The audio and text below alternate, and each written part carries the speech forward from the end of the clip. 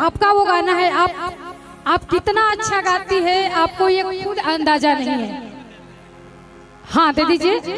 तिलक बा आज लुटावे की जरूरत पड़ते, जितना दिन के वो ट्रायल बाटा है कोई कमी आई। और आपको एक छोटी सी बात आपके लिए हम कहना चाहते हैं, आप ये पूरी भोजपुरी इंडस्ट्री का सितारा है, और उस तारे में जानती है जो सबसे बड़ा चांद होता है वो चांद आता है।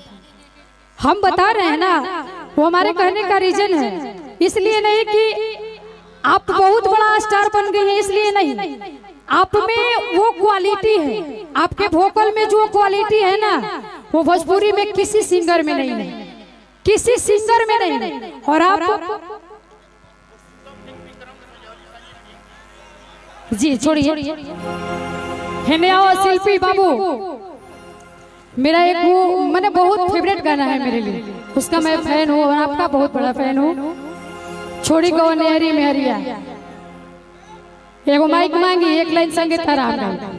एगो माइक कोटलेस कहाँ है विकास, एगो कोटलेस का एक लाइन वो गाना हमरा खातिर बहुत फेवरेट बगावे के बाद।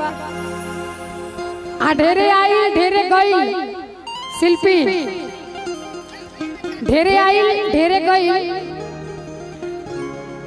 आपका जितना दिन से आप गा रहे हैं, और मुझे जहाँ तक जितना मुझे एक्सपीरियंस जितना नॉलेज है उसके हिसाब से मैं कह रही हूँ, आप कभी जाने वाली नहीं है, क्योंकि माता रानी ने आपके उसमें गले में ऐसे बैठ गई हैं जैसे मध चिपक जाता है किसी कपड़े में।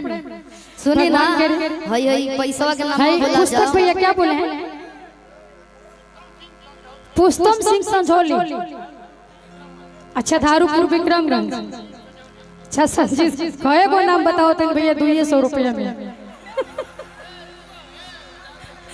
बहुत सारा 2 लाख के बराबर बाटे धरी आपके लिए है, लेकिन बस गा दी। हाँ बस अरे कौनी सवतिया की मोरले बमतिया, क्या बात है, एगो जोरदार ताली बजा ली। हाँ तो बैठ के ओढ़ के बैठे के आप भी, हाँ ओढ़ के भाव में बैठल हो बस। अरे ये बार जान आई जी, हीरोइन है हीरोइन बस ओढ़ के ताली सी। अरे कौनी सवतिया की मोरले बमतिया, आरे अपने गुजरिया के गइला तू भूल। हमने के छोट बहन शिवानी है, शिवानी आई आप ही आ जाइए। कि छोड़ी गवन हरी में हरिया, गोलू भैया हो छोड़ी गवन हरी में हरिया, क्या बात है, पिया भइला गुलाबी के हो। हाय भैया कि छोड़ी गवने हरी में हरिया, छोड़ी गवन हरी में। एगोरी माइक बका। अच्छा शिवानी भी आ गई। अच्छा मंच पर निशा दीदी बैठी हैं, सबसे हमने के मेट शिल्पी मंच पर ऐसा पहला बार भइल बगा कि 3-3 गो 4-4 गो लेडी सिंगर ऐसा पहला बार भइल शायद। एकदम धोखे के चाहिए कि कबनी सबतिया मरले बमतिया, कबनी सबतिया मरले बमतिया, अपने गुजरिया के गइला तू भूल। सुना सुना लागेला से जरिया, सुना सुना लागेला से जरिया, राजा भइला भूलारी के हो फूल। सुना सुना लागेला से जरिया, राजा भइला भूलारी के हो फूल। छोड़ी गवना हरि में हरिया, छोड़ी गवना हरि में हरिया। तने एकरो लेवल उठा दे। सबसे पहले सबके प्रणाम बटे, और औरा इतना प्यार से कहना कि छोड़ी गवने हरी मेहरिया, लेकिन हम तो पता बका कहो आज उठ जाए हृदय संहर धव राजा। अरे दिया कि तू मदद नाही माथा के दर्द हो राजा जी। अतनो सना मनी है ना, तब फिर कहो कि बने परेशान मन कर ले जान, तोहरा खाना पीना रोक दे, कि तोहरा जैसन मरदा के माथा के दर्द के चूल्हे में झोंक दे कि एक बार दिल के सुकून कैदा। क्या बात है कि ये राजा जी एगो खून कैदा और अपने ही हाथे हमार खून कैदा। मेरू बहुत शिल्पी दीदी बहुत प्यारे बने, अपने तरफ से कितना प्यार से डील कर रहे हैं। और पीछे हट जाओ पता बा थोड़ा सा, अगर हम लेकिन हम एगो गाना कर रहे का थे। कहनी है कि बहुत लोग आई बहुत लोग गई, शिल्पी जाए वाला नहीं थी। सही बात बटे, हम यहाँ से बहुत कुछ सीखल बानी। शिल्पी जाए वाला नहीं थी, बार बार कहता नहीं कुछ ऐसा क्वालिटी बाकी जाए वाला नहीं। एगो हम गाना कर रहे अब भोजपुरी इंडस्ट्री में के ऐसा नहीं के जे सलामी डाक देलस। बिल्कुल रउआ एक्सपीरियंस रउ सीखे के पड़ी बोले के बाप रे बाप। किस्मत फसले बड़ा रोकड़ा से, किस्मत फसले बड़ा रोकड़ा से। बोलो भैया कि तू जाके फसब जे ओकरा से, हमहु फसब कोनो छोकरा से। तू जाके फसब जे ओकरा से, हमहु फसब कोनो छोकरा से। आरे सेटिंग लगवाला बरोकरा से, एकरा से हिंकरा से। आरे सेटिंग लगवाला बरोकरा से कि तू जाके फसब जे ओकरा से, हमहु फसब कोनो छोकरा से। तू जाके फसब जे ओकरा से, हमहु फसब कोनो छोकरा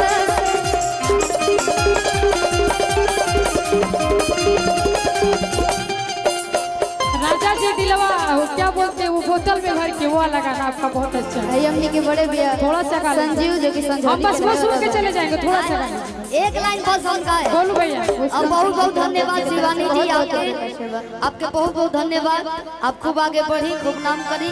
और एगो बात हम भी कहना चाहते हैं, आशीर्वाद बनल है मंच पर से। हम भी एक बात कहना चाहते हैं, जब हम इंडस्ट्री में भी ना रहे तब से हम आपके सुनता नहीं, और बहुत खुशनसीब बानी कि हमने के साथ मंच करे का मौका मिला। और राणा दीदी बस हम एक आपसे बात कहना चाहता नहीं कि कोई भी अपने आप में सबे स्टार होखेला। हाँ, अपने आप में सबे स्टार होखेला, गावे आवे चाहे ना आवे सबे स्टार होखेला। का जी कैसे कि शिल्पी दीदी के जगह कोई नहीं खेले सकत, ये तो बात माने के बटे। भोजपुरी में यहाँ के जौन पद बटे कोई नहीं खेले सकत, लेकिन आजकल के भी लड़का लड़की बहुत मेहनत करत आड़े जाए, तो लोग को भी ध्यान देवे के बा।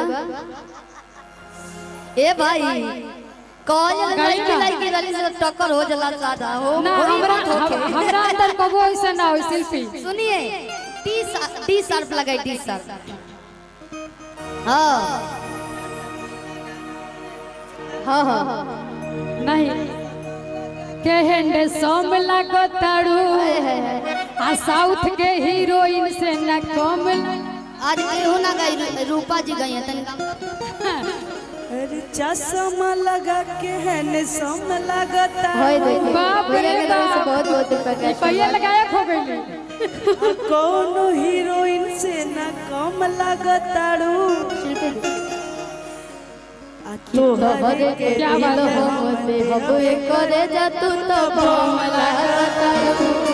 और रूपा जी ये बोलिए कि हमारे तरफ से आपने बहुत अच्छा गाया, हमारे तरफ से आपको इनाम। कहा कि बॉडी याद आवे आज पिया के प्यार कोई। क्या बात है कि रतिया तो रतिया अरे पहाड़ में भाई कि का कहे हमारा अरे करे जदाल दौर के। अरे जिया कि का कहे हमारा करे जदाल दौर के कि दिलवा ले गइले हो, दिलवा ले गइले राजा बोतल में भर। अरे जिया गइले राजा बोतल में भर के, दिलवा ले गइले राजा ले गइले राजा बोतल में भर के। बड़ी